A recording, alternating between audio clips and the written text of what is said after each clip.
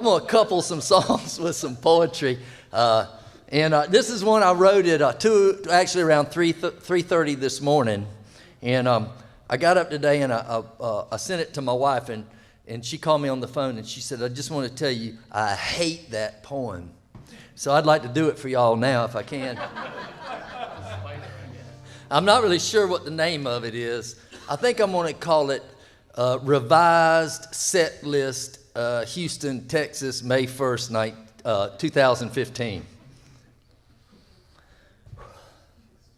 There are some 2,226,000 people living in the metropolis of Houston. And last night, a sum total of 11 of them submitted to America's most beautifully ironic traffic jam and came out to hear me sing my songs. I'm thinking their televisions must have been on the blink or something.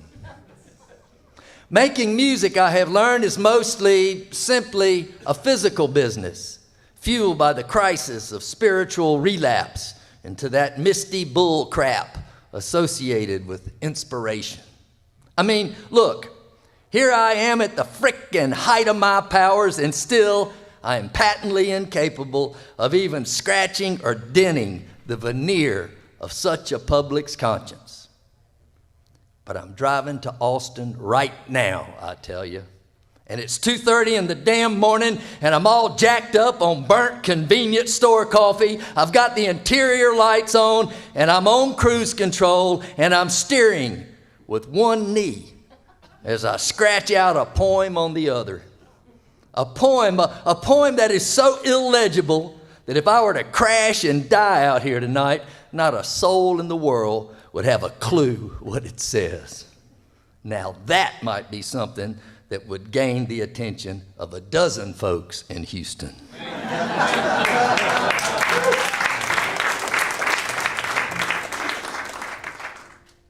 Well, that went so well, I'm going to do another one.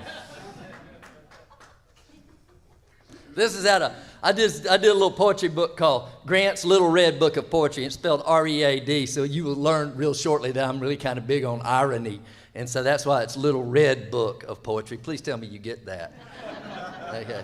And this is a poem I wrote, and we actually, Gurf and I put it on our last record just for giggles. And it's called Hi-Octane Generation. I wasn't going to do it, but I kind of sized the crowd up tonight, and I decided y'all were about this. So long to the high-octane generation and all its faulty heirs, who at long last, having learned to live without beauty or any of her manifestations, can just sit here on this bank of sand and watch the river flow, black and backwards.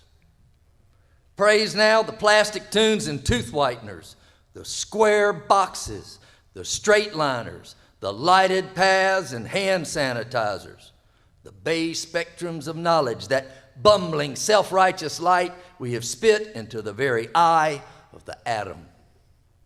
We, the high-octane generation, have been weakened by a pathological need for power steering, air conditioning, fuel injection, solid-state ignition, and push-button roadside assistance from a revisionist dashboard savior with blood in his feline eye.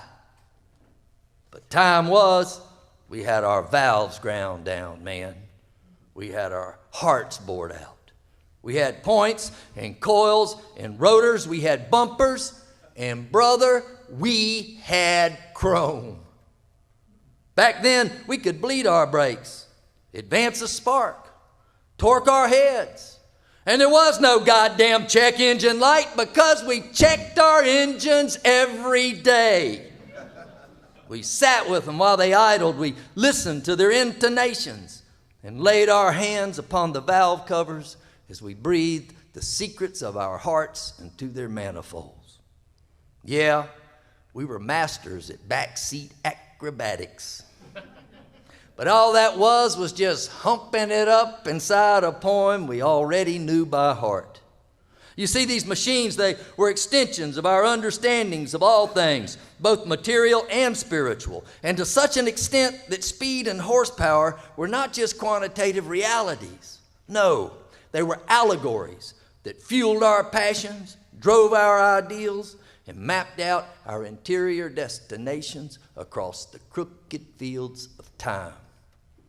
I have no idea what has happened now to this high-octane generation, why it can no longer burn rubber, why it resists lifting the hood to see the power, or how it has arrived at such a place that owning a car that can park itself would appear to be nothing to be ashamed of.